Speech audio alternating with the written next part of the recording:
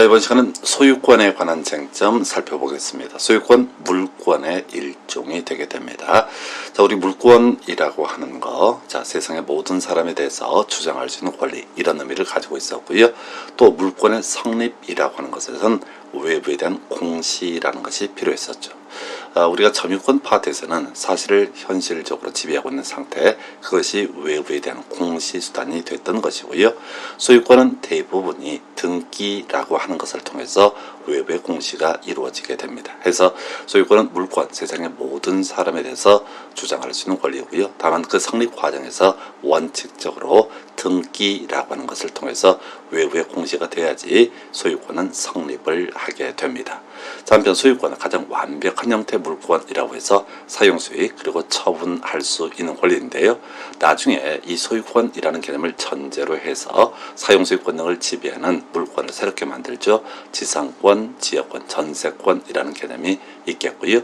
그 다음에 자, 저당권 혹은 이제 유치권이라고 하는 개념은 소유권에 대응해서 처분 권능만을 지배하는 물권이 되게 됩니다. 그리고 이 소유권에 대한 어떤 침해가 있게 되면 소유권에 대한 물권적 청구권이라는 것이 문제가 되고요. 나머지 물권, 특히 이제 지상권, 지역권, 전세권, 저당권 등에 있어서는 이 소유권에 기한 물권적 청구권 규정이 준용되게 됩니다. 다만 나중에 지역권하고요, 저당권은 점유를 전제로 하는 권리가 아니기 때문에 그때는 소위 반환 청구권은 인정되지 않는다. 나중에 구체적인 내용들 확인을 하겠습니다. 자, 소유권의 취득 방법 중에서 원시 취득이라는 개념이 있죠. 앞에서 우리가 소유권이라는 것은 기본적으로 등기를 통해서 성립한다라고 했었는데, 이 원시 취득에 있어서는 따로 이 등기를 하지 않더라도 자, 그 권리가 성립하게 됩니다. 자, 이제 바다가 보입니다. 그래서 공유수면 바다를 메꾸게 되면요, 이때 자, 바다를 메꾼 사람이 그 권리를 취득합니다. 소유권을 취득하게 돼요. 또 하나, 이 토지 위에다가 건물을 신축을 한 사람이 있습니다. 그럼 이 사람은 이 토지에 관한 정당한 권원의 존도를 불문하고 건물을 신축한 사람이 그 건물의 소유권을 취득을 하게 됩니다. 그래서 공유수면 및 건축물의 신축이라는 것은 원시 취득의 한 유형으로서 따로 이 등기가 없어도 바다를 메꾼 사람 또는 건물을 신축한 사람이 그 소유권을 취득을 하게 됩니다. 자, 이제 소유권의 취득 방법 중에서 부합이라는 개념을 가지고 설명을 드리게 될 텐데요. 자, 우리가 부동산이라고 하는 것은 토지, 건물, 그리고 그 외에도 토지 정착물 등도 소위 이제 부동산에 해당이 됩니다. 우리가 공부해가는 과정에서는요, 수목, 농작물도 부동산의 일종이다. 이게 논의의 전제가 되어야 되겠습니다. 자, 부업에 관련된 쟁점 이렇게 설명을 드립니다. 자, 토지 소유자, 바로 임대인 갑이 되겠습니다. 자, 이 X토지의 소유자 임대인이요, 임차인 을과 임대차 계약을 체결하고 그 목적물을 임차인 을에게 인도를 해주게 됩니다. 자, 한편 임차인 을이라고 하는 사람은 X토지의 일부 부분에 대해서 자, 누구 임대인의 동의를 얻어서 전대차 계약을 체결하게 되고 이 전처인에게 그 목적물을 일부를 인도를 해주게 됩니다. 그래서 이 X토지 중 자, 임차인 을이 지배하는 영역은 A라는 부분으로 전제를 하고요. 그 다음에 B라는 부분에 대해서는 바로 전차인 B가 지배를 하게 됩니다. 자, 우리가 이제 임대차 파트에서 공부하게 될 전대차와 관련한 쟁점으로서 임차인이라고 하는 사람이 임대인의 동의를 받아서 전대차 계약을 체결하게 되면 전차인이라고 하는 사람은 누구에 대해서 임대인에 대해서 정당한 권원을 가지고 있는 사람이 되게 됩니다. 자, 이런 전제하에서요, 사안을 이제 검토를 하게 되면 자, 이 X 토지 중 A 부분에 대해서 임차인이요, 나무를 심게 됩니다. 자, 그러면 이제 임차인 을이라는 사람은 이 토지에 대해서 정당한 사용 권원을 가지고 있는 사람이고요. 그래서 이 수목이라고 하는 것은 임차인 을 소유가 되게 되는 것이고, 즉 임대인에게 귀속되지 않습니다. 하나만 더요. 자, 전차인 병이라는 사람이 AX 토지 중 B 부분에 대해서 나무를 심게 됩니다. 자, 이미 본 것처럼 이 전차인, 동의를 얻은 전대차에서 전차인이라는 사람은 임대인에 대해서 정당한 권원을 가지고 있는 사람이 됩니다. 그래서 이 X 토지 중 B 부분에 대해서 나무를 심었을 때 이 나무의 소유권이라고 하는 것은 누구한테? 바로 전차인 병에게 귀속이 되게 됩니다. 자, 정리하면 임대인 갑이라고 하는 사람에 대해서 임차인은 정당한 권원을 가진 자이고요.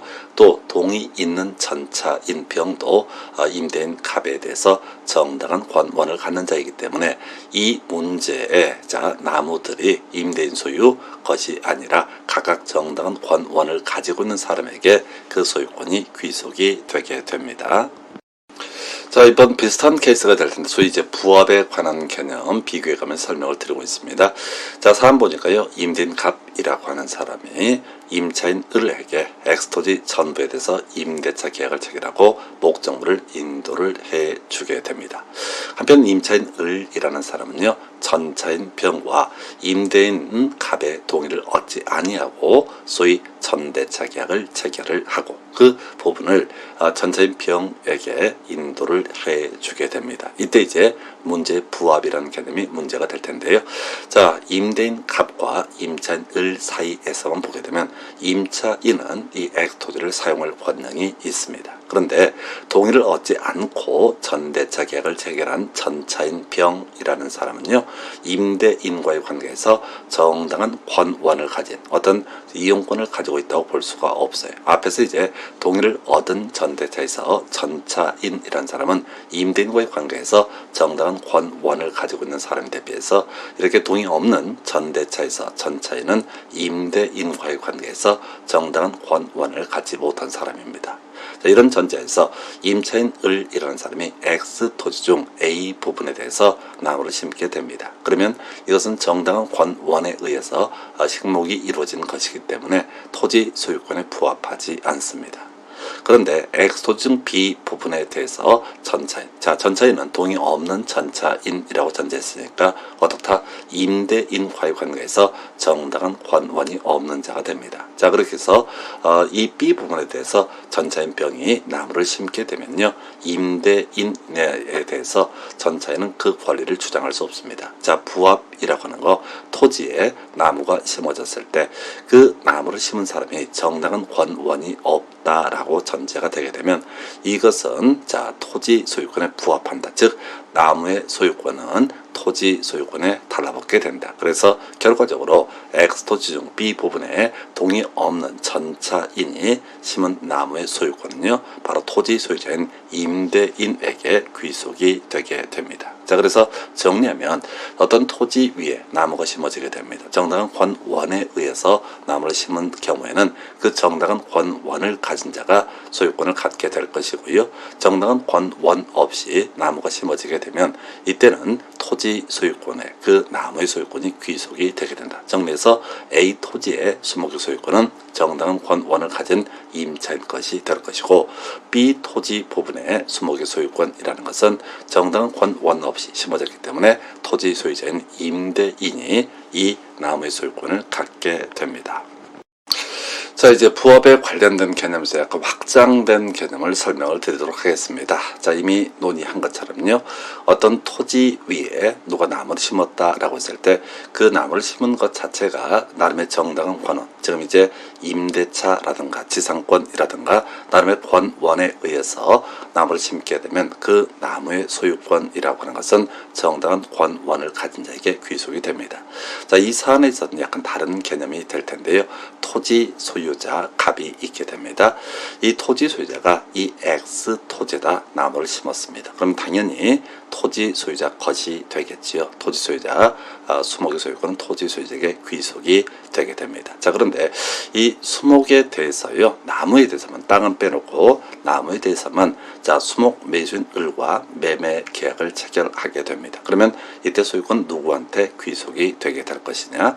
주의하실 게 앞에서 물권이라는 것은 성립 과정에서 공시라는 것이 필요하다고 그랬습니다. 그리고 일반적으로 소유권의 공시 등은 등기라는 것이 일반적인 모습이었었고, 다만 앞에서 원시 취득이라고 해서 바로 건물을 신축한다든가 혹은 공유수면을 매립하는 경우는 바로 이제 등기가 없어도 된다고 그랬어요. 자, 근데 이제 나무에 대해서만 수목 매수인 을과 매매 계약이 체결됐습니다. 그럼 이제 외부에 공시가 되지 않았기 때문에 그 두 사람 사이에서 자, 누구 토지 소유자가 이 수목 A라고 하는 이 수목을 수목 매수인 을에게 넘겨줘야 되는 채무가 발생하는 별개의 문제로 아직은 소유권이 이루어지지 않습니다. 자, 결국은 수목 매수인 을이 소유권을 취득을 하기 위해서는 명인 방법이라는 것을 갖춰야 됩니다.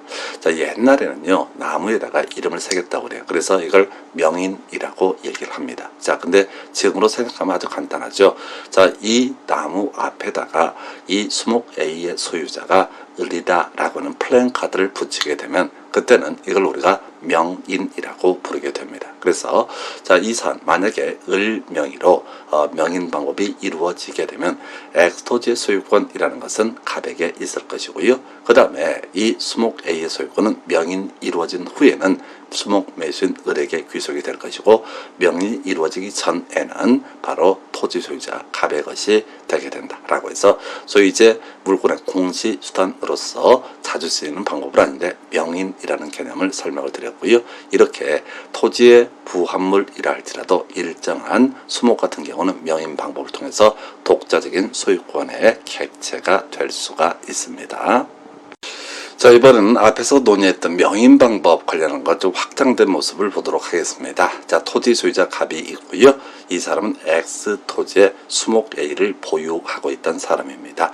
자, 이 토지 소유자가 수목 매수인 을이라고 하는 사람에게 자, 수목만, 토지를 제외한 수목만의 매매 계약을 체결을 하게 됩니다. 그러면 이제 수목 매수인이 이 수목 A에 대해서 소유권을 언제 갖게 되느냐라고 했을 때 이미 본 것처럼요, 바로 명인이라는 것이 이루어지게 되면 그때는 토지 소유권과 별개 문제로 수목의 소유권이라고 하는 것은 바로 수목 매수인 을에게 귀속이 되게 됩니다. 자, 이렇게 수목 A라는 부분, 을명의의 명인 방법이 이루어지게 되면 토지 소유권은 토지 소유자 갑이 될 것이고, 나무의 소유권이라는 것은 누가 된다? 을이 되게 됩니다. 자, 한편 수목 매수인 을이요, 이 나무에 대해서 다시 자, 수목지의 제2 매수인이라고 할 수 있는 병과 매매 계약을 체결하게 되는 경우가 있습니다. 자, 그럼 이제 이 병이라는 사람이 이 수목의 소유권을 취득하는 방법이 뭐냐라고 했을 때 이 역시 명인 방법이라는 것을 갖춰야 됩니다. 그래서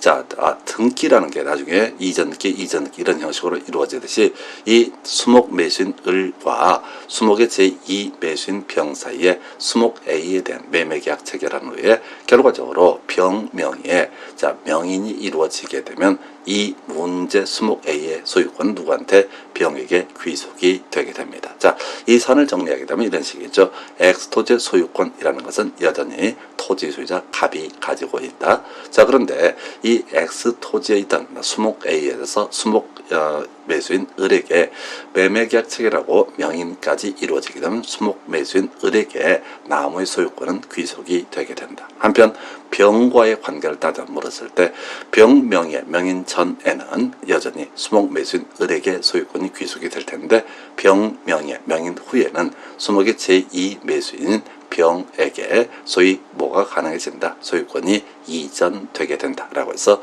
하여튼 부합과 관련한 개념들, 유사한 개념들 비교해 드리고 있습니다.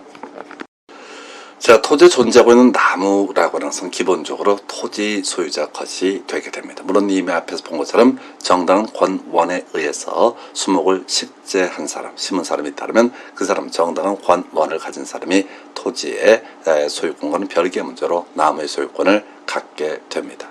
한편 이 토지 소유권과 별개의 문제로 나무만의 소유권을 이전하는 방법이라는 것은 매매계약 외에 권리의 공시 수단으로서 명인 방법이라는 개념이 존재했었죠. 자, 그래서 이제 명인 방법 외의 방법은 없을 것이냐라고 했을 때 소위 임목에 관한 법률에 따라서 수목 A에 대해서 보존 등기를 하는 것도 하나의 방법이 되게 됩니다. 자, 어떤 사안이냐라고 했을 때 토지 소유자 갑이라는 사람이 자, 자신의 토지에 존재하는 수목 A에 대해서 일정한 법률에 따라서 소유권 보존 등기처럼 보존 등기를 하게 됩니다. 우리가 일반적으로 건물이나 토지에 대해서는 보존 등기하는 거 많이 들어보시게 될 거예요. 특히 등기법 등을 공부하게 되면 나중에 소유권 이전 등기를 하기 위해서는 처음으로 등기부에 등록하는 것을 보존 등기라고 부르게 됩니다. 자, 이 토지 소유자 갑이라는 사람이 아까 이 문제의 나무에 대해서 명인 방법을 통해서 토지 소유권과 별개의 문제로 나무만을 사고 파는 것도 가능하다라고 그렇게 봤었고요. 이번 사안에서는 수목 A에 대해서 토지 소유자가 보존 등기를 하게 됩니다. 예, 그러면 이제 건물에 관한 소유권 이전 등기, 또 토지에 관한 소유권 이전 등기처럼 수목 A에 대해서 수목의 매수인 을과 매매 계약을 체결하고요. 수목 A에 대해서 소유권 이전 등기라고 하는 게 이루어지게 되면 이때는 누구한테? 매수인 을에게 수목 A의 소유권이 귀속이 되게 됩니다. 그래서 이 사안을 정리하면 이런 식이죠. 만약에 어떤 토지 위에 있는 나무에 대해서 소유권 보존 등기가 이루어졌다라고 전제했을 때, 자, X토지의 소유권이라고 하는 것은 여전히 토지 소유자 갑 이렇게 전제를 하고요. 자, 이 수목 A의 소유자는 누구냐라고 했을 때, 자, 여기서 보여지는 것처럼 매수인 을이 될 수도 있겠고요. 또 매수인이 경우에 따라서 병, 정, 새로운 사람에게 수목 A에 대해서 소유권 이전 등기 형식을 통해서 소유권을 이전해 줄 수가 있다라고 이렇게 평가할 수 있습니다. 그래서 수목 A의 소유자는 누굽니까? 라고 했을 때 소유권 보존 등기가 됐다는 전제에서 그 당시에 등기 명의인이라는 사람이 어떻다? 그 소유자가 되게 된다. 이렇게 정리를 하겠습니다. 자, 토지의 소유권과 별개의 문제로 자, 수목만의 소유권을 이전하는 방법 두 가지가 있었죠. 그 중에 하나가 바로 명인 방법, 매매계약과 명인 방법을 통해서 수목만의 소유권을 양도 양수할 수가 있었고요. 또 하나 방법, 바로 수목 A에 대한 보존 등기를 하고 이 수목 A에 대해서 이전 등기라는 형식을 취하게 되면은 그 등기 명인이 소유자가 된다. 이렇게 설명을 드렸어요. 그러면 이제 명인 방법하고 그 다음에 소유권 보존 등기를 한 이 소위 등기된 임목은 똑같은 의미를 갖는 건데 아니요, 좀 달라지는 부분이 있게 됩니다. 자, 이 부분에 있어서 수목 A에 대해서 토지 소유자 갑이 자, 바로 소유권 보존 등기를 하게 됩니다. 그러면 이제 아까 이 매수인에 대해서 소유권 이전 등기라는 형식을 통해 소유권 이전해 줄 수 있다라고 했었고요. 그런데 이렇게 임목에 관한 법률에 따라서 등기된 임목이라고 하는 것은 이걸 담보로 돈을 빌리고요. 저당권을 설정할 수도 있습니다. 자, 저당권이라고 하는 것은 돈을 빌려주는 사람, 채권자가 되겠죠. 채권자에게 담보물로서 일정한 물건을 제공하고 돈을 빌리는 거예요. 그래서 이 채무자, 보통 여기서는 그림에서는 토지 소유자가 되겠죠. 이 사람이 저당권자에 대해서 일정한 변제기에 돈을 갚지 못하게 되면 저당권자가 법원에 경매를 붙여가지고 이걸 팔아서 자신의 채권을 회수하는 권리를 저당권이라고 부르게 됩니다. 그래서 자, 우리가 명인 방법을 갖춘 수목에 있어서는 소유권 이전, 소유권의 유보의 대상은 될 수가 있었지만 따로 이 저당권 설정 등은 할 수가 없었습니다. 근데 임목에 관한 법률에 따라 소유권 보존 등기를 한 나무, 즉 등기된 임목에 대해서는요, 이걸 담보로 해서, 자, 등기부가 있으니까 이걸 담보로 해서 뭘 할 수 있다? 저당권 설정 계약을 체결하고 저당권 설정 등기를 함으로써 이 돈을 빌릴 수도 있습니다. 그럼 이제 이 등기된 임목에 대한 저당권자 을이라고 하는 사람은 자, 채무의 변제기 이르도록 자, 수목 A의 소유자가 만약에 채무를 변제하지 않게 되면 이 나무에 대해서 법원 경매를 통해서 매각할 수 있고요. 그 매각 대금으로 자신의 채권을 우선적으로 변제받을 수 있습니다. 자, 사안을 정리하면 이런 식이죠. 이 사안, 이 주어진 그림에서만 보게 되면 X토지의 소유자 갑이 되게 될 것이고 수목 A의 소유자도 등기된 임목, 즉 소유권 보존 등기를 했기 때문에 아직 이전 등기했단 말을 따로 하지 않았기 때문에 갑이라는 사람이 바로 수목 A의 소유자가 되게 됩니다. 한편 이 수목 A의 소유자에게 돈을 빌려주고 돈을 갚지 않았을 때 경매 청구할 수 있는 권리, 저당권을 가지고 있는 사람은 바로 수목 A의 저당권자는 을이다. 이렇게 평가할 수 있네요. 토지 성착물 가운데서 농작물에 관한 쟁점들 확인을 해드리겠습니다. 자, 사안 검토하게 되면요, 임대인 갑 토지 소유자입니다. 이 사람이 액토지의 전부에 대해서 임차인 을과 임대차 계약을 체결을 하고요. 목적물을 인도를 해주게 됩니다. 자, 이때 임차인 을이라고 하는 사람이요, 이 토지의 일부는 자신이 이용을 하면서 X 토지의 일부, 즉 B 부분에 대해서 자, 임대인의 동의를 받지 아니하고 전대차 계약을 체결합니다. 그래서 전차인 병에게 목적물을 인도를 해주게 됩니다. 자, 이때 이 사안에서 자, 임차인 을이 자, 이 X 토지 중 A 부분에 대해서 농작물을 재배하게 되고요, X 토지 중 B 부분에 대해서 전차인 병이 농작물을 또 재배를 하게 됩니다. 자, 이때 부합에 관한 쟁점 다시 한번 체크해 봐야 되죠.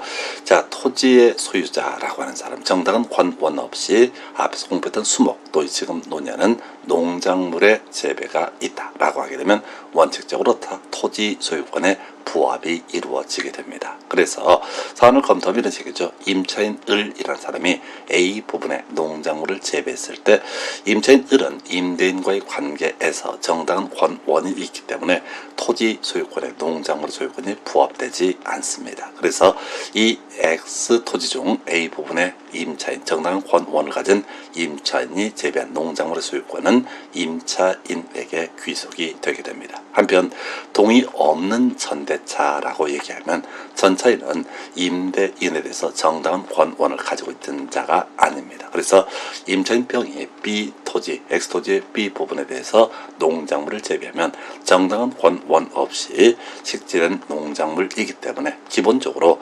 임대인 소유가 되게 됩니다. 해서 바로 부합이 나타나는 현상이죠.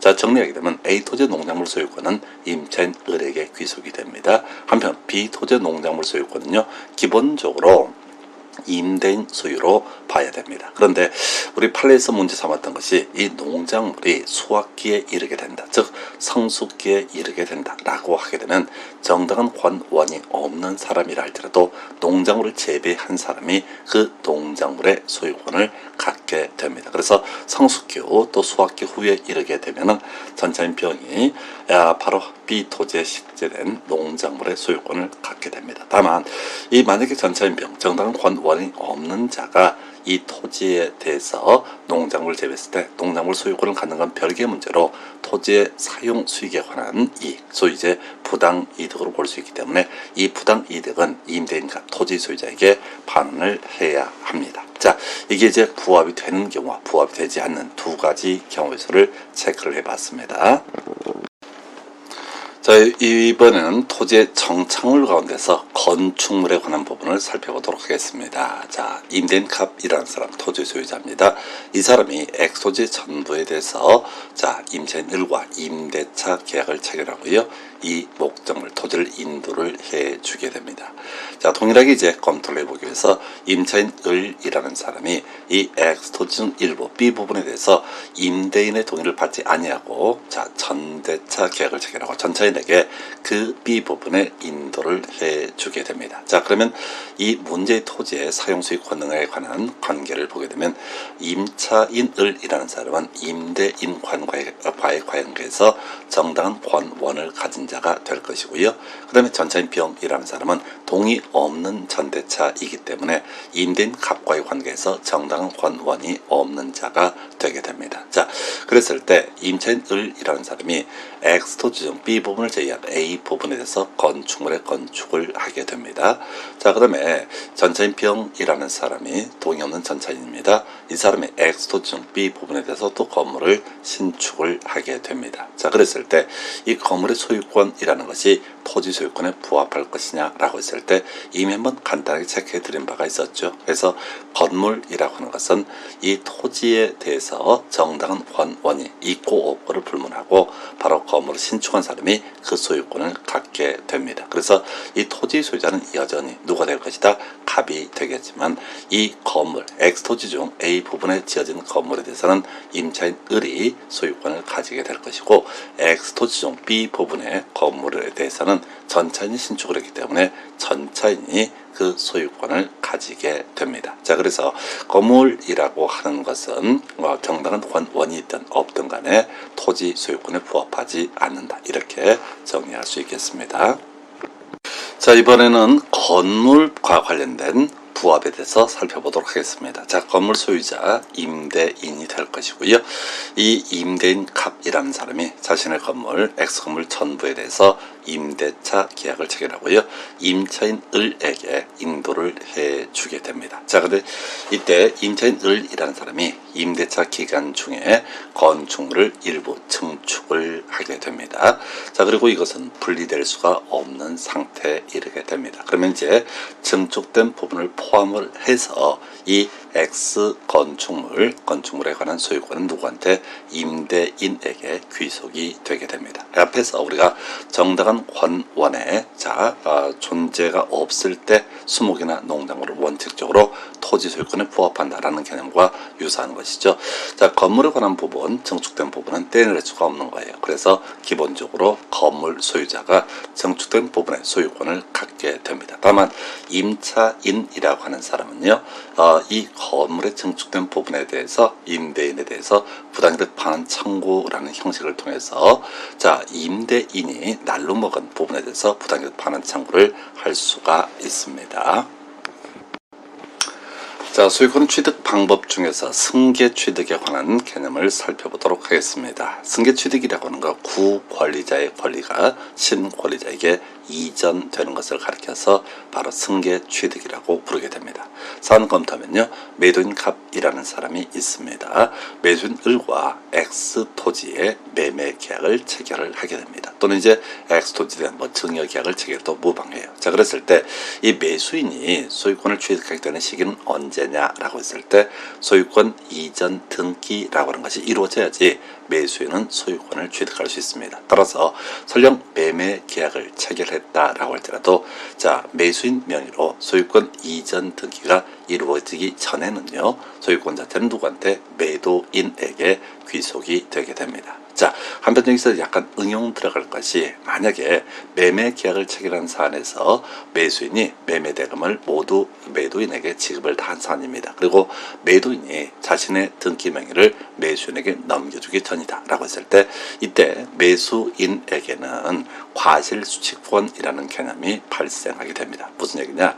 만약에 이 토지에 대해서 매도인이 만약에 병이라는 임차인을 데리고 차임을 받고 있었다, 임대를 받고 있었다라고 했을 때, 만약에 차임을 지급 날짜가 만약에 매월 1일이다 라고 한번 전제해 보겠습니다. 그때 매수인이 만약에 매매대금을 완납을 하게 되면 설령 등기를 넘겨받기 전이랄지라도 그 차임 자체를 누구한테? 매수인에게 달라라고 하는 권리, 이걸 우리가 과실수취권이라고 부르게 됩니다. 그래서 물건은 배타적인 권리, 세상의 모든 사람에 대해서 주장할 수 있는 권리였었고요.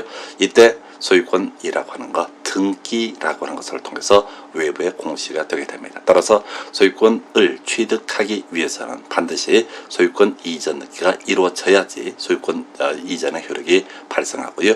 소유권 이전 등기가 이루어지기 전까지는 최소한 소유권 자체는 이전되지 않는다, 이렇게 정리합니다. 자, 두 번째 사안 볼까요? 유증자 갑이라고 되어 있습니다. 해서 이 유증자가 특정 유증을 하게 됩니다. 그리고 이제 사망에 이르게 됩니다. 자, 그럼 이 뭐냐면은, 내가 가지고 있는, 어떤 분이 돌아가시기 전에 내가 가지고 있는 토지가 하나가 있고 건물이 하나가 있는데, 이 토지를 만약에 을이라는 수증자에게 주겠다라고 이렇게 유언을 남기게 됩니다. 그리고 유증자는 사망에 이르게 됩니다. 자, 여기서 특정 유증이라고 하는 것은요, 특정한 토지, 특정한 건물을 주겠다라고 약정을 하는 거예요. 그래서 이 특정 유증에 있어서는 이 수증자가 소유권을 취득하기 위해서는 소유권 이전 등기라고 하는 것이 이루어져야지 수증자가 소유권을 취득을 하게 되는 것이고요. 소유권 이전 등기 전이라고 한다면 유증자에게 혹시 상속인이 있다면 그 상속인이 소유권을 취득을 하게 됩니다. 그런데 나중에 이제 등기법에서 공부를 하시겠지만은, 이 특정 유증을 원인으로 하는 소유권 이전 등기, 상속인 또는 이제 보통 변호사 같은 유언 집행자가 수증자와 공동으로 등기 신청을 하게 될 것이고, 어찌됐든 특정 유증에 있어서는 소유권 이전 등기가 이루어져야지 바로 이 사람이 소유권을 취득할 수 있습니다. 자, 이번에는 승계 취득 중에서 포괄 승계에 대해서 설명을 드리겠습니다. 앞에서 이제 논의했던 특정 유증, 매매, 증여 이런 것은 포괄 승계 등에서 특정 승계라는 표현을 쓰게 되는데요. 용어 처음엔 좀 어렵습니다. 근데 단순하게 반복하시다 보면 금방 캐치할 수 있어요. 자, 해서 어떤 사람이 사망에 이르게 됩니다. 이 사람에게 상속인이 있다 하십시다. 자, 이제 돌아가신 분을 피 흘리고 돌아가셨다라고 해서 피상속인이라는 표현을 쓰게 될 것이고요. 그 다음에 상속받는 사람을 우리는 상속인이라고 정의를 하게 됩니다. 그래서 이 상속이라고 하는 것은요, 소위 민법 187조에서 얘기하게 되는 바로 법률 규정에 따른 부동산 물권 변동에 해당이 되게 됩니다. 그래서 이 피상속인이 사망에 이르게 되면요, 상속인은 피상속인이 사망한 시점에 그대로 소유권을 취득을 하게 됩니다. 물론 이 상속인이요, 이 문제 부동산을 제3자에게 양도 즉 처분을 하기 위해서는 피상속인 이름에서 상속인 명의로 상속을 원인으로 하는 소유권 이전 등기가 이루어져야지 이 사람이 나중에 처분을 할 수 있습니다. 정리하게 되면요, 상속에 있어서는요, 자, 상속인 명의로 소유권 이전 등기가 이루어지기 전이든 후든 이미 소유권 자체는 누구한테 있다? 상속인에게 있습니다. 다만 이게 만약에 소유권 이전기 전이라고 한다면 상속인은 이 부동산을 제3자에게 처분할 수 없는 상태이고요. 뭐 저당권도 설정을 할 수가 없는 상태입니다. 그런데 상속을 원인으로 하는 소유권 이전 등기가 이루어지게 되면 상속인은요, 이 부동산을 처분하거나 또는 이걸 담보로 저당권을 설정을 할 수도 있습니다. 그 다음은 포괄 유증에 관한 쟁점을 봐야 되는데, 앞에서 특정 유증이라고 하는 것은 이런 식으로 설명을 드렸었죠. 자, 돌아가신 분이 내 재산 중 토지 한 필지, 건물 한 필지 이렇게 특정을 해서 누구한테 주겠다라고 얘기하면 그걸 특정 유증이라고 부르고요. 포괄 유증이라고 하는 것은 내 재산의 50%를 또는 30% 이렇게 퍼센트로 얘기하는 거 포괄 유증이라고 얘기를 합니다. 그래서 포괄 유증이라는 것은 내 재산의 50%를 누구한테 주겠다라고 이렇게 하는 것을 포괄 유증이라고 부르고요. 이 포괄 유증 후에 유증자가 사망을 하게 되면요, 수증자, 자, 유언에 따라서 받게 될 이 수증자라고 하는 사람은 소유권 이전 등기 하지 않더라도 이미 사망을 하게 되면 유증자가 사망한 그 시점에 소유권을 취득을 하게 됩니다. 그래서 자, 다만 나중에 처분을 하기 위해서는 뭐가 필요하다? 소유권 이전 등기라는 것이 필요하다. 그래서 포괄 유증하고요, 상속은 비슷한 구조로 되어 있어요. 그래서 소유권 이전 등기 전이든 후든 모두 수증자가 소유권을 취득을 하게 되는 것이고요. 다만 자신의 명의로 수증자 명의로 소유권 이전 등기가 이루어지게 되면 이 문제 부동산을 처분할 수 있지만 소유권 이전 등기가 이루어지기 전에는 어떻다? 수증자가 이 부동산을 처분할 수 없다라고 이렇게 정리를 합니다. 다만 형식상의 문제가 될 텐데요, 나중에 등기법을 공부하다 보면 상속을 원인으로 하는 소유권 이전 등기라고 하는 것은 상속인이 단독으로 등기 신청을 하게 되는 사안이고요. 포괄 유증이라고 하는 것은 수증자와 유언집행자 이 사람이 공동으로 등기 신청한다라고 하는 거, 이게 좀 특이한 차이예요. 그래서 유증하고 상속, 포괄 유증하고 상속은 동일한 개념으로 해석을 해야 되는데, 다만 나중에 등기법상 형식상 상속에 따른 소유권 이전 등기는 단독 신청을 하게 될 것이고요. 유증에 따른 소유권 이전 등기는 공동 신청의 영역으로 해석을 하게 됩니다. 그래서 이렇게 해서 두 가지 상속과 포괄 유증이라고 하는 거, 자, 바로 앞에서 얘기했던 특정 승계에 대해서 포괄 승계라는 방식을 통해서 소유권을 취득할 수 있습니다. 자, 이번 시간에는 소유권 취득 방식 중에서 점유 취득 시효라는 개념에 대해서 설명을 드리도록 하겠습니다.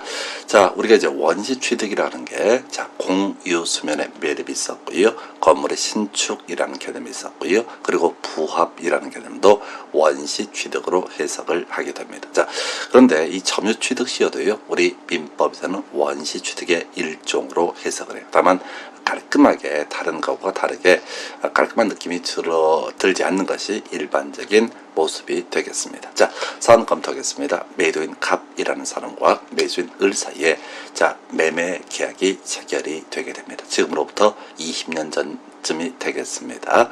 자, 매매 계약이 체결돼서 매수인 을이 소유권을 취득하기 위해서는 매수인 명의로 소유권 이전 등기가 이루어져야 되는데, 갑도 법을 잘 모르고요, 을도 법을 잘 몰라서 자, 장롱에 있는 등기 권리증이라고 하는 것을 매도인이 매수인에게 명의인에게 부여를 하게 됩니다. 자, 그래서 매수인도 매도인도 이제 소유권 자체가 누구한테? 매수인에게 넘어갔다라고 이렇게 생각을 하게 됩니다. 그래서 매수인은요, 이때부터 시작해서 20년간 소유의 의사로 평온공연하게 점유를 하게 됩니다. 그래서 우리 민법 245조 1항에서는 20년간 소유 의사로 평온공연하게 점유를 하게 되면 소위 등기 청구권이라는 것이 발생된다라고 규정을 하고 있어요. 그래서 이 사람 20년간 소유 의사로 평온공연하게 점유한 사람을 가리켜서 시효완성자라고 이렇게 부르게 되는데요.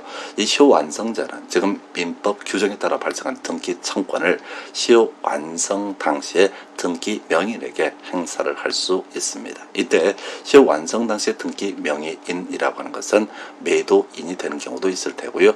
매도인으로부터 특정 승계, 즉 승계 취득한 사람도 어떻다? 시효완성 당시에 등기 명의, 또 포괄승계도 역시 마찬가지로 볼 수가 있겠습니다. 어찌됐든 간에 20년간 소유의사로 평온공연하게 점유했던 이분은요, 민법 규정에 따라 발생한 등기 청구권을 시효완성 당시에 등기 명의인에게 등기 청구를 행사를 하게 됩니다. 그러면 시효완성 당시에 등기 명의인이라는 사람은 시효완성자에게 소유권 이전 등기를 해줄 법적 의무가 발생합니다. 우리가 이제 일반적으로 매매 계약에 따라서 매도인이 매수인에게 소유권 이전기를 해줄 의무라고 하는 것은 계약상 의무인데 비해서 자, 이렇게 점유 취득 시효, 즉 20년간 소유여사로 평온공연한 점유를 통해서 발생한 등기 청구권 행사에 따라서 시효완성 당시에 등기 명의인이 시효완성자에게 소유권 이전기를 해줄 의무라고 하는 것은 계약상 채권 채무가 아니라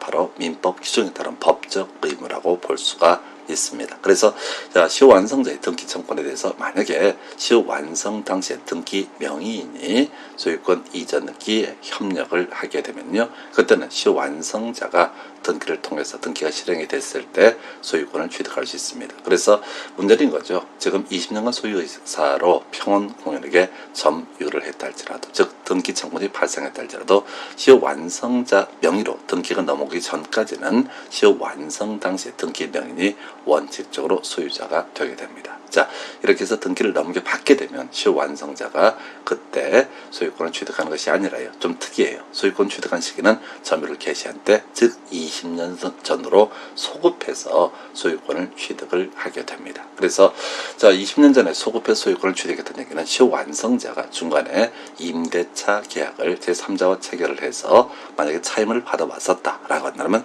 그것은 당연히 시효완성자 몫이 되게 됩니다. 왜? 이미 이 사람은 20년 전에 소유권을 취득했기 때문에, 소급해서 취득했기 때문에. 근데 시험 문제 포인트가 되는 건 그 다음 얘기죠.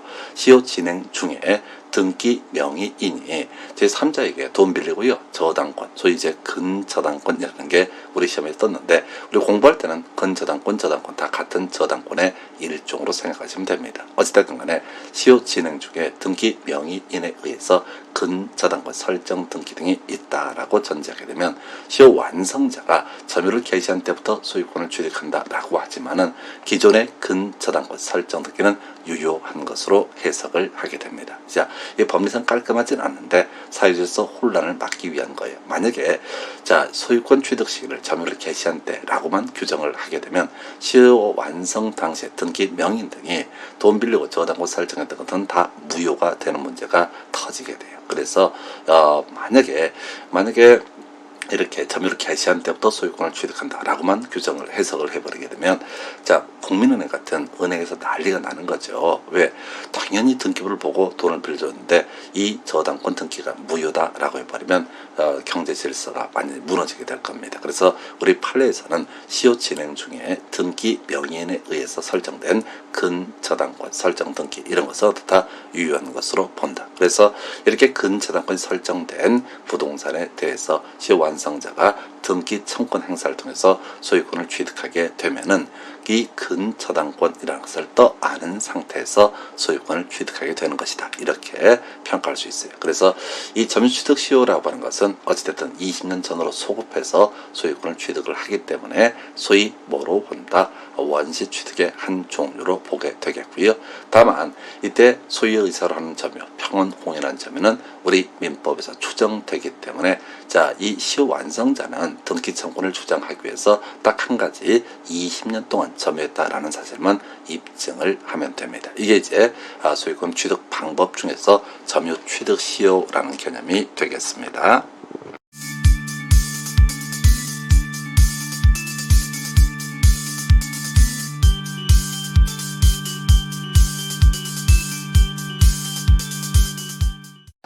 자, 소유권이라고 하는 거 법률의 범위 내에서 그 소유물을 사용수익, 처분할 권리 이렇게 정의를 하게 됩니다. 그래서 가장 완벽한 형태의 물권이라고 평가할 수 있겠고요. 문제는 이 소유물의 사용수익 또 처분이라고 하는 것이 무제한 인정이 되는 것은 아니고요. 일정한 법률에 따라서 규제를 받을 수도 있습니다. 그래서 우리 부동산 공법이라는 걸 공부하다 보면 용도 지역이라고 해서 토지의 소유자가 자신의 토지에다가 건축물의 건축 등을 함에 있어서 마음대로 건축 면적이나 연면적을 잡을 수 없게 하는 용도 지역 등에 관한 개념이 있게 되겠고요. 자, 공인중개사법 관련해서 공부하다 보면 토지 거래 허가 구역이라는 곳이 있습니다. 그래서 이 토지 거래 허가 구역이라고 하는 곳에서는 이 매도인하고 매수인하고 양 당사자의 의사의 합치만으로 매매 계약이 성립하는 것이 아니라 시군구청장 즉 허가권자의 허가라고 하는 것을 받아내야지 그 매매 계약이 유효해지는 경우가 있습니다. 민법상 이 소유물의 사용수익에 대한 일정한 제약과 관련한 개념으로서는 바로 이어서 검토하게 될 바로 상린관계라는 개념이 하나가 쟁점이 되게 될 것입니다. 그래서 자, 소유권 법률의 범위 내에서 소유물을 사용수익 처분할 권리다 이렇게 이제 전제를 하고요. 두 번째, 이 토지 소유권이라고 하는 것은 정당한 이익인 범주 내에서 토지의 상하에 미치게 된다. 그래서 자, 우리가 부합에서 자주 논의하진 않지만 내가 땅을 가지고 있다고 했을 때 땅 밑에 원유가 있다. 또 이제 지하 150m, 200m의 금이 있다라고 했을 때 그 금이나 원유라고 하는 것은 토지 소유자 것에 속하지 않게 됩니다. 그래서 토지 소유권이라고 하는 것은 정당한 이익이 있는 범주 내에서 토지의 상하에 미친다. 이렇게 정리할 수 있습니다. 자, 이번 시간에 소유권 내용 중에서 주의토지통행권에 관한 개념을 공부를 하시게 될 텐데요. 일단 소유권이라고 하는 거 자신의 토지 자유롭게 사용 수익할 수 있다. 이게 이제 기본 전제가 돼야 되는데요.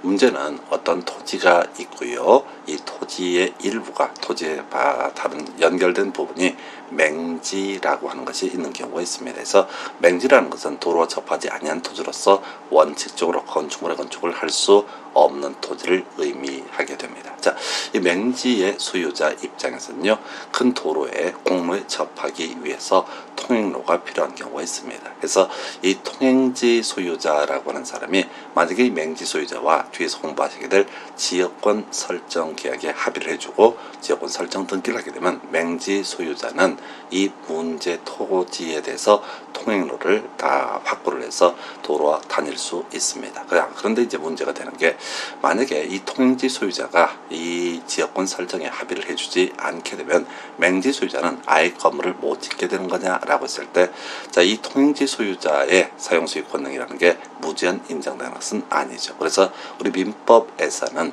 이 맹지 소유자가 도로와 통할 수 있도록 일정한 통행로를 확보해 줘야 되는 경우도 존재하게 됩니다. 그래서 일단 주의토지통행권의 인정 여부를 검토하게 되면 우리 판례에서 주요 이슈가 됐던 거, 자, 바로 충분한 기능을 하지 못하고 있다라고 하게 되면 이 맹지에서 공로에 접해 있다 할지라도 충분한 통행로가 확보가 되지 않는 경우 옆에 토지를 나다닐 수 있는 권리, 바로 주의토지통행권이 인정이 되게 됩니다. 그런데 맹지하고요, 이 그림에서 보는 거는 별개의 문제로 이미 공로에 나름대로 접해 있는데 이 통행로를 확보를 하면 더 편리하다라고 했을 때 이때는 주의토지통행권은 인정되지 않습니다.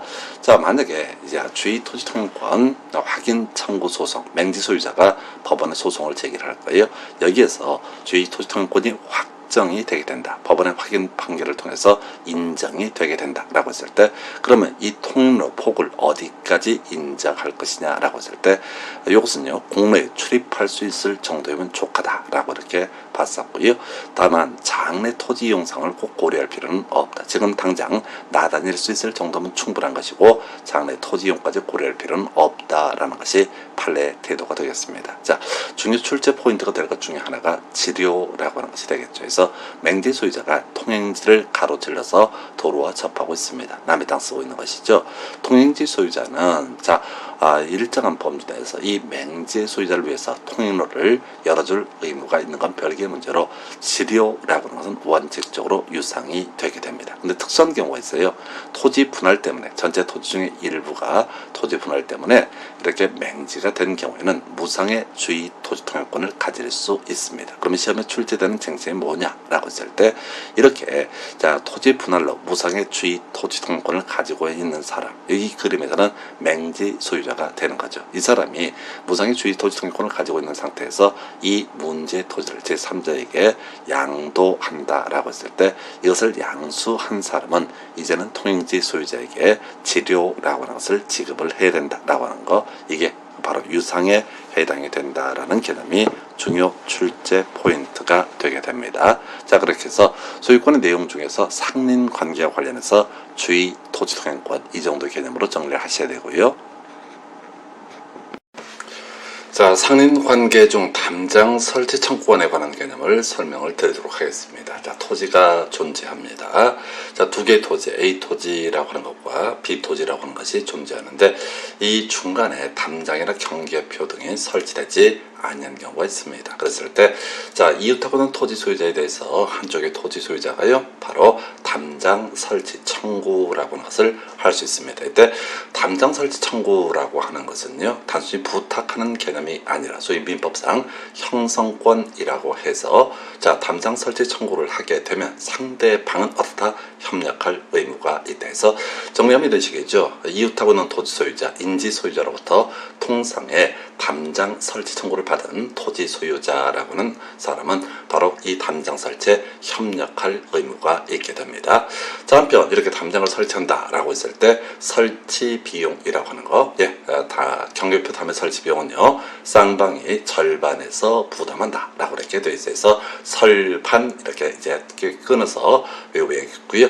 측량 비용, 경계표 담을 설치하기 위한 토지 측량 비용이라는 것은 토지 면적에 비례해서 부담한다 이렇게 되어 있어요. 그래서 결과적으로 담장을 설치하기 위해서는 눈에 보이는 경계가 정확한 경계가 아닐 수가 있습니다. 그래서 공간정보법에서 다루고 있는 내용인데요, 바로 측량이라는 과정이 필요하게 될 테고 이 측량하는 과정에서는 비용이 들어가겠죠. 그래서 이 측량 비용은 면적에 비례해서 부담한다라고 되어 있어요. 그래서 설치비용과 측량 비용 이 두 개를 묶어서 시험 문제 장난을 치게 되는데 설반, 설치비용은 절반에서 부담하게 될 것이고요, 측량 비용은 측비라고 해서 면적에 비례해서 부담한다 라고 해서 측량비용은 비례해서 부담한다 해서 설반 측비라는 식으로 공식을 만들어야지 시험 보실 때 착각하지 않습니다. 자, 그 다음에 이제 이렇게 담장이 만약 설치가 됐다 라고 했을 때 원칙적으로요, 이 담장이라고 하는 것은 경계표 등은 소위 상린자, 이웃하고 있는 토지 소유자 간의 공유로 추정을 하게 됩니다. 물론 이렇게 담장 설치 청구를 하지 않고요, 일반 당사자가 직접 담장을 설치했을 때는 당연히 그 사람 것이 되겠죠.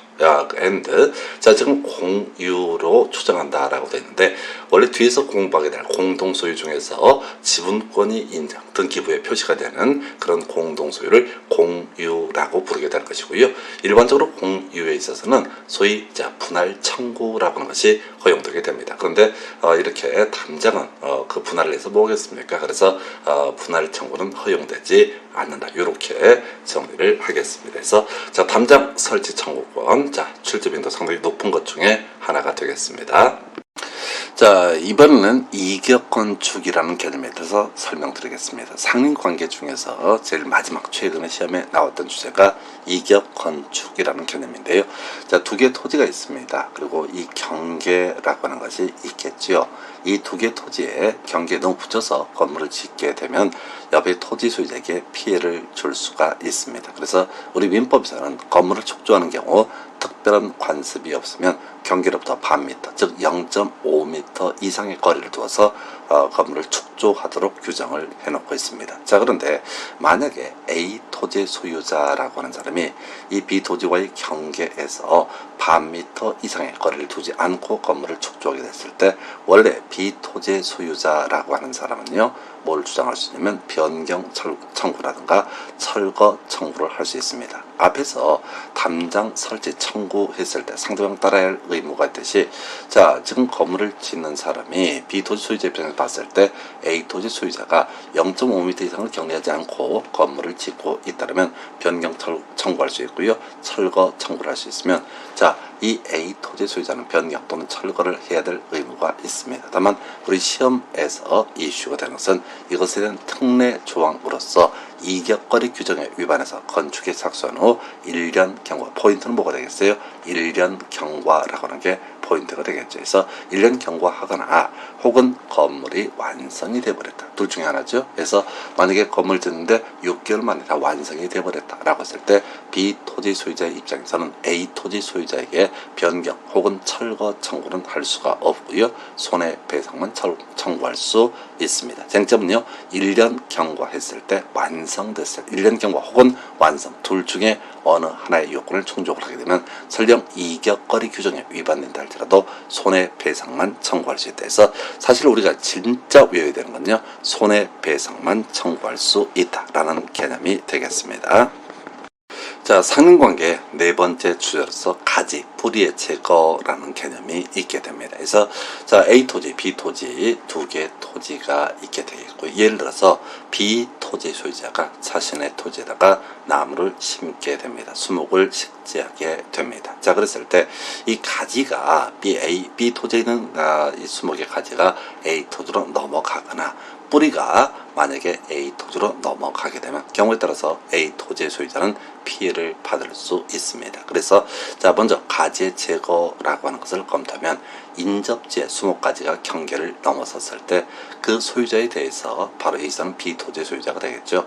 A 토지의 소유자는 B 토지의 소유자에 대해서 가지 제거를 청구할 수 있으며, 인접지 소유자가 응하지 아니할 경우에 이 청구자 누구죠? A 토지 소유자, 즉 가지 제거 청구를 했던 사람이 직접 그 가지를 제거할 수 있다. 쟁점 정리하면 가지가 옆에 토지에 있는 나무에 있는 가지가 내 토지로 넘어오게 되면은 바로 제거는 할 수 없고요. 먼저 제거 청구를 한 다음에 상대방이 들어주지 않았을 때 직접 제거할 수 있습니다. 자, 한편 뿌리라고 하는 것을 검토하면 인접지의 수목 뿌리가 경계를 넘은 때 임의로 제거할 수 있다. 다 해서 뿌리 제거에 있어서는요, 굳이 제거 청구를 하지 않아도 바로 직접적으로 제거할 수 있다. 이건 개념상 이렇게 봐야겠죠. 만약에 A 토지 건물이 있다라고 했을 때 뿌리가 잘못 자라서 오게 되면 A 토지 건물 자체에 위해를 가할 수 있습니다. 그래서 우리 민법에서는 인접적 수목 뿌리가 경계를 넘을 때는 임의로 제거할 수 있다. 이렇게 가고요.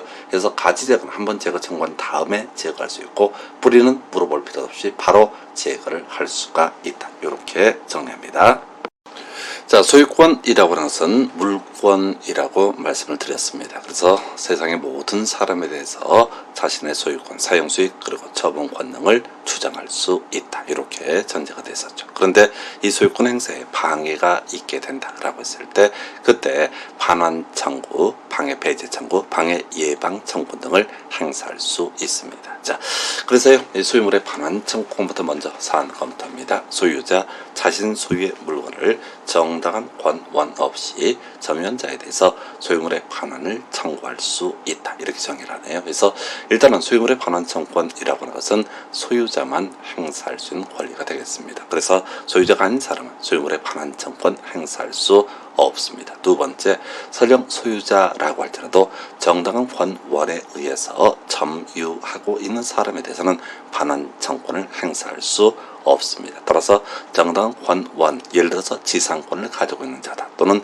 임차권을 가지고 있는 자다, 이런 사람에 대해서 토지의 반환을 청구한다라고 하는 것은 인정될 여지가 없습니다. 그래서 소유자 정당한 권한 없이 자신의 소유물을 점유한 자에 대해서 반환 청구권 행사할 수 있다라고 이렇게 일단 현재하고요. 구체적인 항목들 검토해 보겠습니다. 자, 소유자는 정당한 권원 없이 자신의 소유물을 점유한 자에 대해서 그 반환을 청구할 수 있습니다. 자, 사안 검토하면요, 토지 소유자 갑이 이 토지를 소유하고 있습니다. 자, 그런데 아무런 권원 없는, 불법 점유자 병이라고 하는 사람이 이 토지에다가 농작물을 재배를 하게 됩니다. 자, 그러면 토지 소유자 입장에서는 이 불법 점유자에 대해서 대지 반환 청구, 즉 소유물의 반환 청구를 할 수가 있다. 이게 이제 소유권에 대한 물권적 청구 중에서 소유물의 반환 청구라는 개념이 되게 됩니다. 물론 이 토지 소유자 입장에서는 이 농작물이라고 하는 것, 농작물의 소유권 자체 수확기 전이라고 한다면 부합의 문제가 발생해서 농작물의 소유권을 취득하는 건 별개의 문제로 소유물의 반환 청구, 대지 반환 청구 할 수 있었고요. 만약에 수확기 전에 이 농작물이 토지 소유권에 부합되게 된다라고 하면은 일정한 법적 요건을 충족했던 전제하에서 불법 점유자 농작물을 재배했던 사람은 토지 소유자에 대해서 부당 이득 반환 청구 등을 할 수가 있습니다. 자, 소유자는 정당한 권원 없이 자신의 소유물을 점유한 자에 대해서 반환 청구를 행사할 수 있죠. 이걸 우리가 소유권에 기한 물권적 청구권 중에서 반환 청구권이라고 부르게 됩니다. 자, 사안 검토하면요, 토지 매도인 갑이 있습니다. 이 사람이 토지를 소유하고 있었는데 토지 매수인 을과 매매 계약을 체결하고 토지 매수인 을 명의로 소유권 이전 등기를 해주게 됩니다. 그럼 이제 토지 소유자는 토지 매수인이 등기를 넘겨받았으니까 토지 매수인이 소유권을 취득을 하게 됩니다. 자, 그런데 이렇게 매매가 이루어지고 이전 등기가 된 상황에서 불법 점유자라고 하는 사람이 이 문제의 토지다가 농작물 등을 재배한다라고 했을 때, 자, 문제의 사안에서 소유물 반환 청구권 누가 행사를 할 수가 있을 것이냐가 문제가 됩니다. 당연히 토지 매수인이 소유권을 가지고 있으니까 토지 매수인은 불법 점유자 병에 대해서 소유물의 반환 청구권 행사할 수 있습니다. 자, 그런데 달리 표현하면 토지 매도인이라는 사람, 현재 토지 소유자가 아닌 사람은 불법 점유자에 대해서 당연히 소유물 반환 청구를 할 수가 없게 되는 거죠. 자, 근데 좀 특수한 경우를 보게 되면 이런 경우가 있어요. 토지를 소유하고 있는 갑이라는 사람이 있고요. 이 토지에 대해서 불법 점유자 병이라는 사람이 농작물 등을 재배하게 됩니다. 그래서 이 토지 매도인이 누구의 토지 매도를 하게 될 갑이라는 사람이 불법 점유자에 대해서 소유물 반환 청구 소송을 제기한 사안에서 그 후에 판결 나오기 전에 이 갑이라는 사람이 을에게 매매 계약을 체결하고 소유권 이전 등기를 해주게 되면은 그때는 이 사람은 토지 소유자가 될 수 없기 때문에 계속해서 소송을 통해서 불법 점유자에게 소유물의 반환 청구 소송, 반환 청구를 할 수는 없게 된다라고 하는 거예요. 이렇게 약간 응용 들어가는 것도 정리를 해봤습니다. 따라서 결국 이제 소유자만이 뭘 주장할 수 있다? 소유물의 반환 청구권을 행사할 수 있다. 이렇게 정리합니다. 자, 계속해서 소유물의 반환 청구권 관련한 쟁점들 보겠습니다. 자, 갑이라고 하는 사람이요, 토지를 소유하고 있고요. 그 토지 위에 건물을 신축을 하게 됩니다. 자, 다만 갑은 어떤 이유가 있어서 이 건물에 대해서 소유권 보존 등기를 하기 전이 되겠습니다. 자, 그런데요, 이 갑이라는 사람이요, 이 토지 말고 건물에 대해서 제1 매수인 을과 매매 계약을 체결을 하게 됩니다. 자, 그런데 갑이라는 사람은요, 이 문제 건물에 대해서 제1 매수인 을에 대해서 소유권 이전 등기를 해줄 수가 없는 상태죠. 먼저 건물을 신축을 해서 소유권 자체를 취득하는 건 별개의 문제로 소유권 보존 등기를 해야만이 누구한테 제1 매수인 을에 대해서 소유권 이전 등기를 해줄 수가 있습니다. 근데 미등기 건물이니까 소유권 이전 등기가 안 된 상황이죠. 자, 한편 제1매수인이라고 하는 사람은 이 등기를 넘겨받지 아니한 상태라서, 즉 건물의 소유권을 가지고 있지 못하는데 누구한테? 제2매수인에게 또 건물을 매매하게 됩니다. 자, 근데 역시 등기를 넘겨받지 못했기 때문에 어찌됐든 방법이 없죠. 제2매수인에 대해서 소유권 이전 등기를 해줄 수가 없는 상황이다 라고 이렇게 정리를 합니다. 그래서 결과적으로 건물의 소유자, 어느 순간이 됐든 간에 건물의 소유자는 갑이 되게 될 것이고, 제1매수인이나 제2매수인은 건물의 소유자가 단 한 번도 된 적이 없습니다. 자, 그럼 쟁점들 정리하게 되면요, 자, 건물 소유자라고 하는 사람, 제1매수인에 대해서 소유물 반환 청구를 할 수가 있을 것이냐가 문제가 되게 됩니다. 우리가 앞에서 소유물의 반환 청구라고 하는 것은 소유자가 정당한 권원 없이 점유한 자에 대해서 그때 그 반환을 청구할 수 있다라고 되어 있어요. 자, 이 제1 매수인이라고 하는 사람은 등기는 넘겨받지 않았지만은 매매 대금을 지급하는 등 매수인으로서 채무를 다한 상태입니다. 그래서 나름의 정당한 권원이 있기 때문에 이때 건물 소유자 갑은 제1 매수인 을에 대해서 소유물의 반환 청구할 수 없게 됩니다. 자, 두 번째 경우 수를 볼까요? 자, 먼저 건물 소유자 갑이라고 하는 사람이 현재 이 건물을 점유하고 있는 제2 매수인 병에 대해서 소유물 반환 청구를 할 수가 있을 것이냐가 문제가 되게 됩니다. 자, 그럼 제2 매수인도 제1 매수인과 매매계약 체결 등을 통해서 나름의 소유권 자체는 확보를 하지 못했지만 나름의 정당한 권원을 확보한 상태가 되겠습니다. 그래서요, 자, 이때 건물 소유자 갑은 나름의 정당한 권원에 의해서 이 갑소유의 건물을 점유하고 있는 제2 매수인에 대해서는 소유물 반환 청구를 할 수가 없게 됩니다. 자, 한편 제1 매수인이라는 사람이 제2 매수인에 대해서 소유물 반환 청구를 할 수 있을 것이냐? 안 되죠. 일단 두 개 다 걸려. 자, 첫 번째, 이 건물의 소유권은 어떻게 매매가 이루어지든 간에 소유권 이전 등기가 넘어가지 않았기 때문에 여전히 갑이라는 사람이 소유하고 있습니다. 자, 그래서 이 갑이라는 사람이 소유자이기 때문에 소유물 반환 청구 소송은 누구만이?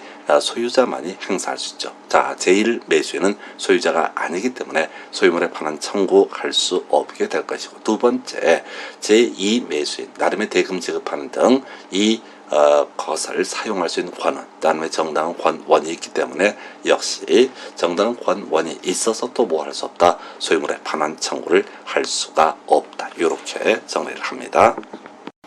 자, 소유자는 정당한 권원 없이 자신의 소유물을 점유하고 있는 사람에 대해서 그 반환을 청구할 수 있다. 계속해서 소유물 반환 청구권 설명드리고 있는데 사안 한번 검토해 보겠습니다.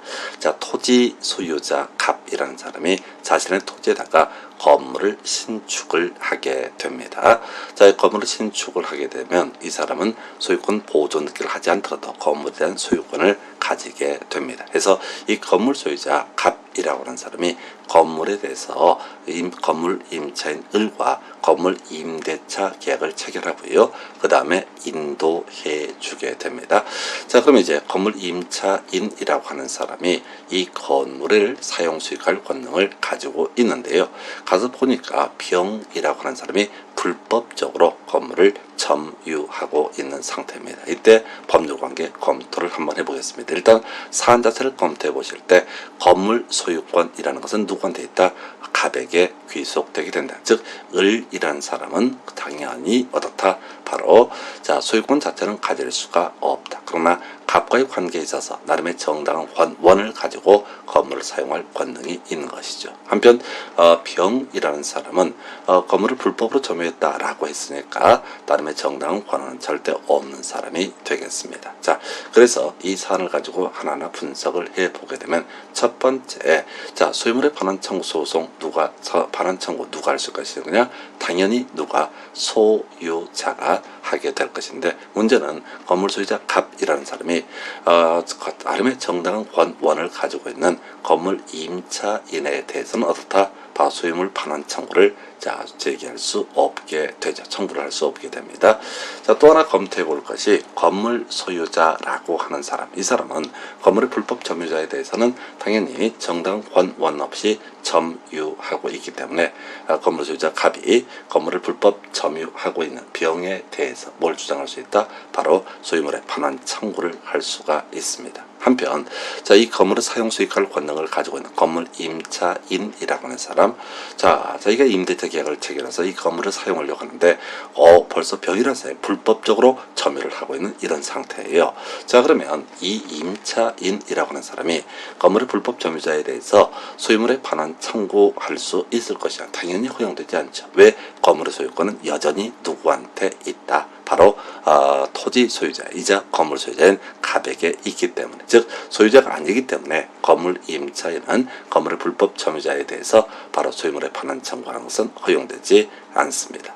자, 그러면 이제 건물 임차인이라고 하는 사람이 누구한테 건물 소유자 갑한테 일러가지고 어떻게 자 불법 점유자 병을 좀 쫓아달라라고 이렇게 건물 소유자 갑에게 얘기할 수도 있겠죠. 그럼 이제 건물 소유자 갑은 누구에 대해서 건물의 불법 점유자에 대해서 소유물의 반환 청구를 할 수가 있게 될 거예요. 그런데 현실적인 부분을 고려해서 소유물 반환 청구권의 대위 행사라는 개념이 있습니다. 자, 대위 행사라는 것은 대신하여 행사한다 이런 얘기죠.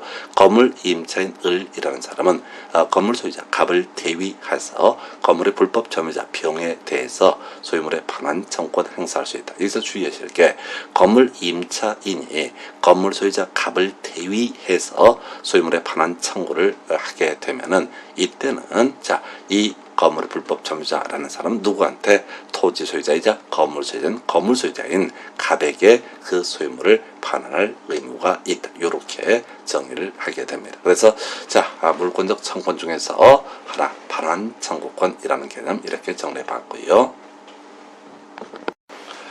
자, 소유권에 기한 물권적 청권이라고 하는 거 반환 청권이 있었고요. 그 다음에 방해 배제 청구, 그 다음에 방해 예방 청구 등으로 대별해 볼 수 있습니다. 그래서 자, 반환 청구라고 하는 것은 정리를 해봤고요. 방해 배제 청구라는 개념 살펴봅니다. 그래서 소유자 점유 침탈 외의 방법으로 소유권 행사를 방해하고 있는 자에 대해서 그 방해 제거를 청구할 수 있다라고 이렇게 정리를 하게 됩니다. 일단요, 역시 동일한 논리 구조죠. 방해 배제 청구 또는 방해 제거 청구를 행사할 수 있는 사람은요, 소유자라는 사람이 행사할 수 있을 테고요. 자, 그다음에 이 방해 제거라는 그 제거라는 결과를 청구하는 것을 방해 제거 청구라고 부릅니다. 최근 문제에서 방해 원인 등의 제거를 청구할 수 있다 해서 틀리게 구성이 됐던 바가 있습니다. 그래서 자, 우리가 구체적 내용 보시게 되면 건물 철거 청구라든가 퇴거 청구 이런 형식으로 나타나게 될 것이고요. 또는 무효인 등기가 있다면 등기 말소 청구라는 형식으로 나타나게 되는 것이 방해 배제 혹은 방해 제거 청구라고 부르게 됩니다. 자, 그 외에 자, 방해 예방 청구라고 해서요. 소유권을 방해할 염려 있는 행위를 하는 자에 대해서 그 방해 예방이나 손해배상의 담보를 청구할 수 있다. 벌써 한 7, 8년 됐죠. 그래서 그 방해 예방과 손해배상의 담보를 청구할 수 있다. 이런 식으로 해서 틀리게 한번 나온 적이 있습니다. 그래서 실질적인 내용은요, 방해 제거 청구의 내용을 검토하는 게 필요합니다. 자, 방해 배제 청구 관련한 쟁점들을 보겠습니다. 토지 소유자가 있습니다. 자, 이 토지 소유자가 땅 가지고 있는데요. 자, 을이라고 하는 토지 불법 점유자, 간입해 밖에 나온 사람입니다. 이 사람이 이 갑소유 토지에다가 토지를 불법 점유해서 건물을 신축하게 됩니다. 자, 그리고 이 건물은요, 미등기 상태 건물이 되게 됩니다. 그래서 우리가 이제 건축법 같은 걸 공부하다 보면 건축 허가 받아서 사용 승인 있어야지요, 건축물 대장에 등재가 되고, 그래야지 이걸 근거해서 부동산 등기법에 따라서 소유권 보존 등기를 할 수가 있습니다. 그런데 이 토지 불법 점유자는 허가를 받을 수 없기 때문에 설령 건물을 신축했다라고 할지라도 소유권 보존 등기를 할 수 없습니다. 다만 우리가 건물이라고 하는 것은 토지 소유권에 부합하지 않기 때문에 이 건물의 소유권은 누구냐라고 했을 때 을이라는 사람이 건물 소유자가 되게 됩니다. 자, 해서 을이라는 사람이요, 건물 매수인 병과 건물에 대한 매매 계약을 체결하게 됩니다. 자, 그래서 소유권 이전 등기를 넘겨주면 좋을 것 같은데 소유권 이전 등기를 넘겨줄 방법이 없지요. 왜? 지금 자, 등기 자체가 안 되어 있기 때문에 건물 매수인에 대해서는 소유권 이전 등기를 넘겨줄 방법이 없다라고 이렇게 봐야겠고요. 자, 한편 건물 매수인이라고 하는 것은 자신이 매수한 건물의 일부에 대해서 임차인 정과 바로 임대차 계약을 체결하고 인도를 해주게 됩니다. 자, 그러면 이때 법률 관계라고 하는 것, 일단 앞에서 이제 토지 소유자라고 하는 사람은 토지 불법 점유자 을에 대해서 대지에 대한 자, 바로 정당한 권원 없이 점유하고 있으니까 대지 반환 청구 소송을 제기할 수가 있습니다. 자, 그 다음 문제로 정리를 해보고요. 먼저 토지 소유자 갑이라는 사람이 건물의 축조자에 대해서 뭘 할 수 있다? 건물 철거를 청구할 수 있다. 그래서 대지 인도 청구라고 하는 것은 소유물의 반환 청구의 한 범주가 되게 될 것이고요. 그 다음에 건물의 철거 청구라고 하는 것은 결국은 점유 침탈 외의 방법으로 방해를 하고 있으니까 방해 제거 청구의 한 내용이 되게 됩니다. 한편 토지 소유자 갑이라고 하는 사람은요, 건물 축조자, 불법으로 건물을 축조한 을의 승계인 병에 대해서도 건물 철거를 청구할 수 있습니다. 자, 요건 이제 논리 체계가 좀 특이한 것이죠. 지금 건물의 소유자가 누굽니까? 라고 했을 때 여전히 을이죠. 매매 계약 체결에서도 소유권 이전 등기가 매수인 병에게 넘어가지 못하기 때문에 건물 소유자는 누가 된다? 바로 을이 되게 됩니다. 그럼 이제 토지 소유자 갑은 원래는 앞에서 본 것처럼 건물의 축조자, 이 사람 을에 대해서 바로 뭘 할 수 있다? 건물 철거 청구를 할 수 있다. 그런데 만약에 이렇게만 인정을 해버리게 되면 건물을 불법적으로 축조하고 팔고 다른 데로 가버리게 된다라고 했을 때 이 건물을 철거할 방법이 없게 됩니다. 그래서 우리 판례에서는요, 토지 소유자라고 하는 사람이 건물 축조자의 승계인에 대해서, 즉 병에 대해서도 바로 뭘 주장할 수 있다? 건물 철거 청구를 할 수가 있습니다. 한편 자, 지금 이제 임차인 정에 대해서 토지 소유자가 건물 철거 청구를 할 수가 있을 것이냐라는 것이 문제가 되는데, 자, 건물 철거 청구는요, 기본적으로 그 건물에 관한 철거할 권능 등을 갖고 있어야 돼. 누구? 기본적으로 소유자. 누가 되겠습니까? 을이 될 것이고, 좀 특수한 경우로서 건물 매수인, 이 사람에 대해서도 아까 불법 건물의 매수인에 대해서도 건물 철거 청구할 수 있다고 그랬습니다. 그런데 자, 지금 건물 소유권도 가지고 있지 않는 임차인 정에 대해서 철거 청구를 하는 것은 당연히 논리체계상 허용되지 않습니다. 자, 한편 퇴거 청구라는 개념 가볼까요? 야, 꺼져, 이런 얘기가 퇴거 청구의 개념이 될 텐데, 만약에 토지 소유자 갑이 건물 축조자에 대해서 퇴거 청구를 할 수 있다라든가, 또는 토지 소유자 갑이 건물 축조자, 이 사람의 승계인 병에 대해서 퇴거 청구를 한다고 해보겠습니다. 그럼 골 때리는 상황이 벌어지는 거예요. 어떤 상황이 벌어지게 되는 거냐면, 이게 건물 매수인이든 토지 불법 점유자, 건물을 신축한 사람이든 을이든 병이든 꺼져 하니까 알았어, 꺼질래 라고 꺼져 버리게 되면 철거할 사람이 사라지게 됩니다. 이 건물을 철거할 사람이 사라지기 때문에 결과적으로 을이나 병에 대해서는 퇴거 청구를 할 수가 없습니다. 그리고 아까 본 것처럼 임차인에 대해서는 어떻다? 퇴거 청구를 할 수가 있게 되는 거죠. 그래서 자, 일단 포인트가 돼야 되는 것은 건물 철거 청구의 상대방이 될 수 없는 거 임차인이 될 것이고요.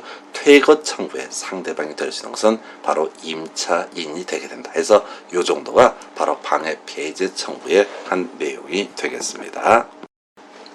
자, 소유권 기한 물권적 청구력에서 방해 폐지 청구 두 번째 챕터 보겠습니다. 앞에서 논의했던 것은 사용 수익에 대한 방해 폐지 청구라는 의미를 가지고 있고요.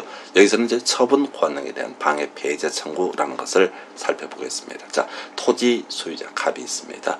자, 이 토지 소유자가 자신은 돈을 빌린 적도 없는데 불법 저당권자 을에 의해서 이 자신의 토지의 등기 기록을 보니까 무효인 저당권 설정 등기가 되어 있는 상태가 되겠습니다. 자, 이것을 발견한 토지 소유자라고 하는 사람은요, 불법 저당권자 을에 대해서 을명의 저당권 등기의 말소를 청구할 수 있습니다. 그래서 자, 우리가 이제 뒤에 등기법 등을 논함에 있어서 무효인 등기다라고 하게 되면 그 등기는 아예 효력이 발생하지 않습니다. 자, 그런데 등기가 효력이 발생을 안 하는 건 별개의 문제로 이 등기부에 지워줘야 되잖아요. 지저분하잖아요. 그래서 혹은 만약에 이제 불법 저당권자 명의로 저당권 등기가 되어 있을 때 이 토지 소유자가 이 토지를 담보로 저당권 설정하고 또 돈을 빌리려고 할 때 담보 가치가 떨어져서 저당권 설정 안 해주는 경우 있거든요. 예, 이런 경우 무효인 등기를 해서 지워버리는 과정을 말소 등기라고 부르게 됩니다. 또 이런 경우도 있을 수가 있겠네요. 자, 토지 소유자는 갑입니다. 그런데 자, 불법 등기 명의인 병이라는 사람이 원인 무효의 소유권 이전 등기를 가져간 경우가 있게 됩니다. 자, 그러면 토지 소유자와 불법 등기 명의인 병 사이에 매매라든가 증여라든가 뭐 이런 것이 전혀 없는데 서류를 조작해서 병이라는 사람이 원인 무효의 소유권 이전 등기를 해갔다라고 했을 때 병 명의 등기는 무효가 되게 됩니다. 그래서 토지 소유자 갑이라는 사람은 병에 대해서 무효인 등기의 말소 등기를 청구할 수 있습니다.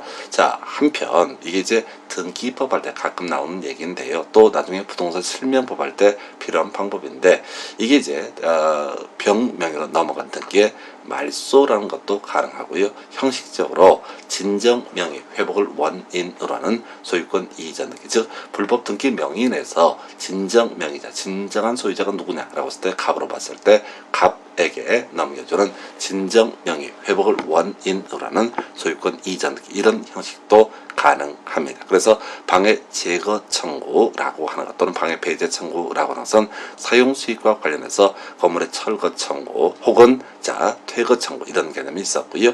그 다음에 처분 권능에 관한 방해 배제 또는 제거 청구의 방법으로서 무효인 저당권 등기의 말소 청구라든가 무효인 소유권 이전 등기의 말소 청구, 또는 이제 무효인 소유권 이전 등기에 대해서는 진정 명의 회복을 원인으로 하는 소유권 이전 등기, 이런 형식을 통해서 토지 소유자는 자신의 소유권에 방해하고 있는 무효인 저당권 등기 또는 무효인 소유권 이전 등기를 지워낼 수가 있습니다. 그래서 이 정도까지가요 소유권에 대한 물권적 청구의 내용이 될 테고, 방해 예방 청구는 앞에 설명드린 것처럼 큰 쟁점이 되지 않는다라고 설명을 드렸습니다. 그리고요, 이렇게 소유권에 대한 물권적 청구권이라고 하는 이 개념은 나머지 제한 물권들, 앞으로 이제 논의하게 될 게 지상권, 지역권, 전세권, 저당권 등이 있게 되는데, 이 중에서 지상권, 전세권 등에 대해서는 이렇게 뭐 건물 철거 청구라든가 퇴거 청구라든가 또는 무효인 등기의 말소 청구, 이런 형식을 통해서 그대로 준용이 되게 될 것이고, 자, 다음에 앞에서 공부했던 것처럼 정당한 권원 없이 점유, 자신의 소유물을 점유한 자에 대해서 소유물의 반환 청구권 등 행사할 수 있습니다. 다만 앞에서 이제 지적했다시피 지역권 그리고 저당권이라는 것은 지역권자나 저당권자가 점유를 하는 사람이 아니기 때문에 정당한 권원 없이 그 물건을 점유하고 있는 사람에 대해서 소유물 반환 청구권이라고 하는 이 소위 반환 청구권 개념 자체가 준용될 수 없습니다. 그래서 최근 문제 이슈가 됐던 게 지역권자, 저당권자에게는 소위 반환 청구권은 인정되지 않는다. 이 정도까지 같이 개념 정리를 해봤습니다.